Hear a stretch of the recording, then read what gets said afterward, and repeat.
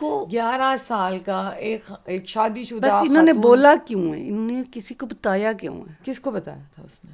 وہ میر والا پہ وہ جو مولوی عبدالرزاق تھا اس کو بتایا تھا نا, وہ آیا تھا نا پہلے. اچھا ہاں, تو بات کیوں باہر نکلی؟ بات کیوں باہر نکلی؟ اتنی سی بات پہ اتنی سی بات اتنا کچھ. اتنا.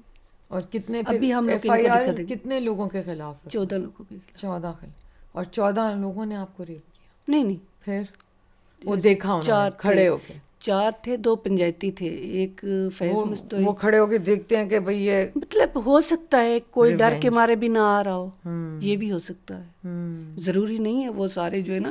اس سے زیادہ لوگ تھے, 70-80 لوگ تھے. کوئی تماش بین. ہاں بالکل, پوری پنچایت تھی.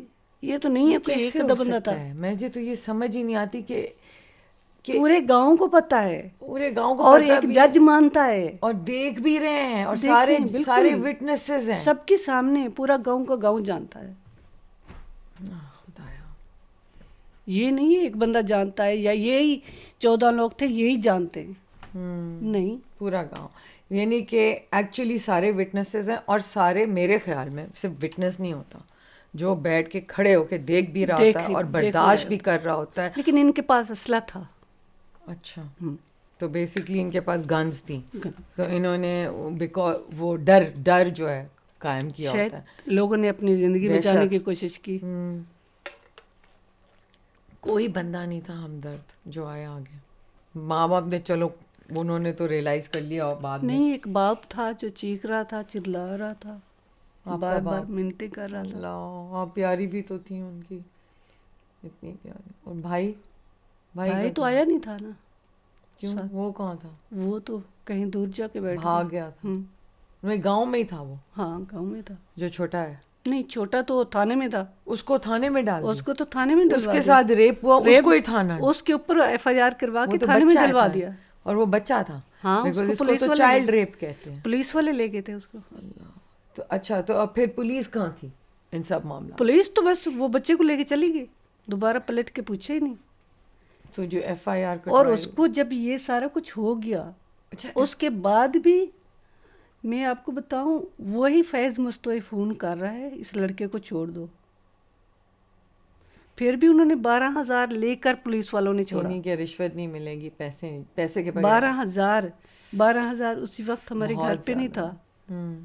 میرے والد نے بچڑا بیچا, بیچ کے 12,000 لے کے اس اپنے بیٹے کو لے کر آیا.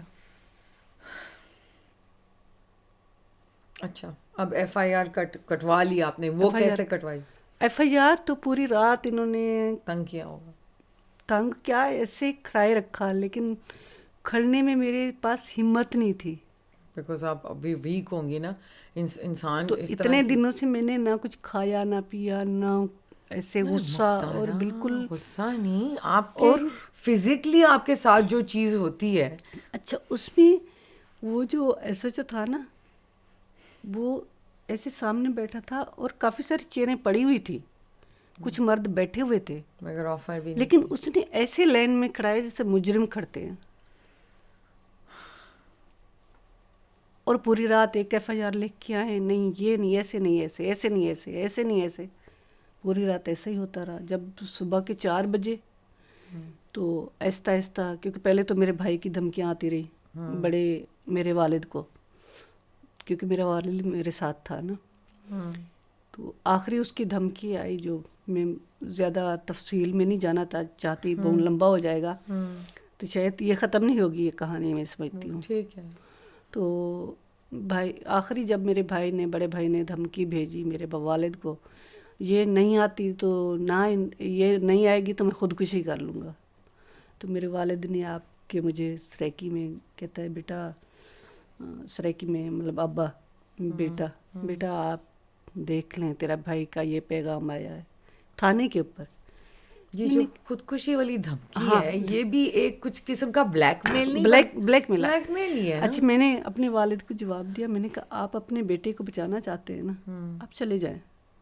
اچھا, آپ چلے جائیں, مجھے میرے حال پہ چھوڑ دیں. جو کچھ آپ لوگوں نے کیا ٹھیک ہے, اب کوئی مرے کچھ ہو، میں تو جیتے جی مر گئی ہوں. اب کوئی اور مر جائے میرے سامنے بھی لٹک جائیں تو مجھے کوئی فرق نہیں پڑے گا. تو جب میں نے یہ جواب دیا اپنے والد کو تو میرا والد میرے ساتھ کھڑا رہا. جب صبح کے 4 بجے تو آہستہ آہستہ سب نے جو ہے نا، کافی سارے لوگ تھے ہمارے پاس، مولوی رزاق صاحب تھے اور بھی تھے، اور آہستہ آہستہ سب نے نکلنا شروع کر دیا. بھی اس کو تو مار دیں گے، اس کو لے کے جائے گا کون؟ کیونکہ رات تھی، وہاں پر رات کا سفر کرنا بہت مشکل تھا. اور ایک میری کزن کا شوہر تھا، پھپھوزاد کزن تھی، تو اس کا شوہر، اور اس نے مجھے اور میرے بھائی چھوٹے کو، دونوں تھے نا ہم لوگ تھانے پہ، اس نے اپنی ایف آئی آر کے لیے آیا ہوا تھا، میں اپنی ایف آئی آر کے لیے آئی ہوئی تھی. تو دونوں کو اس نے اٹھایا اور ہم لوگ گھر پہنچے. جیسے ہی گھر پہنچے اور ابو کے ساتھ میرے بھائی اور میرے ماموں اور میرے کزن وغیرہ چلانے لگے، ہماری مزید بےعزتی کروا رہے ہیں. اور پہلے تھوڑی بےعزتی ہوئی ہے. میں نے کہا آپ کی بےعزتی، آپ کی عزت کہاں تھی جو بےعزتی ہوئی ہے؟ صحیح بات ہے. تم لوگ تو، میں نے کہا دلے ہو دلے. تو خیر میری بھی زبان پھر ایسی کرواہٹ سے بری ہوئی تھی تو کھل گئی. تو جب میں نے صبح دوسرے دن دوبارہ میں آئی دن کو، تو میرے والد نے جا کے پھر بیٹے کے ڈر کے ہمارے کہا، کہتے آئندہ نہیں جاؤں گا اس کے ساتھ. لیکن صبح ہوئی پھر میں نکلنے لگی تو ابو پھر ساتھ.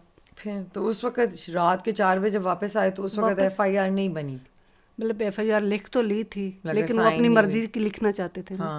سائن کیا، میرے تو انگوٹھے لگواتے تھے. وہ تو سمجھ رہی ہوں. تو پھر ایف آئی آر کس نے لکھوائی آپ کے ساتھ؟ لیکن وہی کسی نے نہیں، انہوں نے اپنی مرضی پہ لکھی ہے. اس وجہ سے تو چھٹے ہیں نا. اچھا، اصل تو وہ ایف آئی آر تھی نا. ایف آئی آر کیونکہ آپ کو لکھنا پڑھنا نہیں آتا تھا اور آپ کے ساتھ کوئی نہیں تھا اور آپ ان اس کو وجہ سے. تو جب میں دوسرے دن گئی تو کافی سارا میڈیا، مطلب رات کو تھا، آ گئے تھے لوگ. جی پتہ چل گیا تھا؟ جی پتہ چل گیا تھا. اچھا، میڈیا والے آ گئے تھے. اور وہاں کے رانا منان صاحب ہیں اور مرید عباس صاحب ہیں. لیکن ابھی تک بھی میرے بھائیوں کی طرح وہ میرا ساتھ دیتے ہیں، ایسا نہیں ہے. ٹھیک ہے. تو انہوں نے، کیونکہ ایک خبروں میں کام کرتا تھا، ایک جو ہے نا کسی اور اخبار میں کام کرتا تھا، تو وہ آ گئے تھے. تو انہوں نے پھر خبر جیسے ہی ہوئی دوسرے دن جو ہے نا پھر لوگوں کا آنا شروع ہوا. تو جب انہوں نے آ کے میری حوصلہ افزائی کی شاید اللہ کی طرف سے، یعنی کہ الگ پھر کوئی لوگ ایجوکیٹڈ، مجھے ایسے لگا جو الگ لوگ ہیں وہ الگ لوگ ہیں. لیکن وہ ایسے مجھے دیکھ رہے تھے جو میرے گاؤں کے لوگ تھے جیسے میں نے کچھ کیا ہو، اور وہ لوگ ایسے تھے جو مجھے تسلیاں دے رہے ہوں، ہمدردی کر رہے ہوں. تو وہیں سے میں نے سوچا پڑھے لکھے اور ان پڑھ میں کتنا فرق ہے. وہیں سے مجھے پتہ چلا، سمجھ آ گئی.